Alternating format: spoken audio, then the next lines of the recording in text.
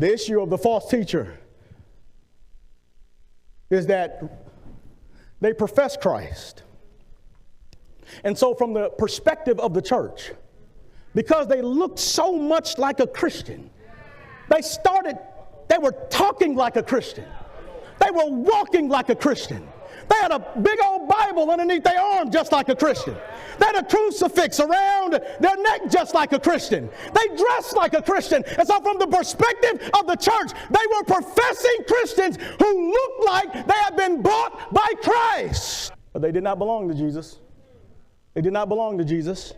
And how do we know that? We know that because of how, by the time you get to the end of this chapter, it's clear.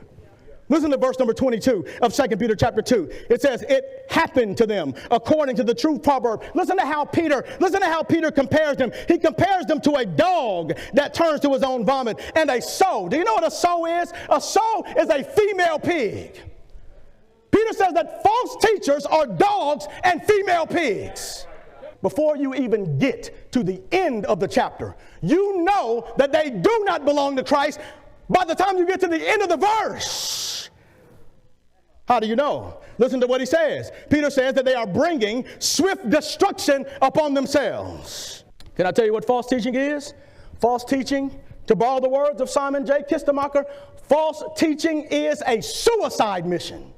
It's not only in what false teachers teach. They teach in the name of God things that are wrong. But what accompanies false teachers normally? Wrong living. Living in accordance with their own opinions and throwing off the lordship of Jesus Christ. They see the requirements of what it takes to be a pastor and a preacher. And they cast off the restraint of God. They teach wrong things, and they live in such a way that they bring the moral compass of the church down to zero. Can I tell you something? Listen to me. The weight of a man's ministry is not found only in what he teaches. In fact, the weight of a man's ministry is found in how he lives. Are you listening to me?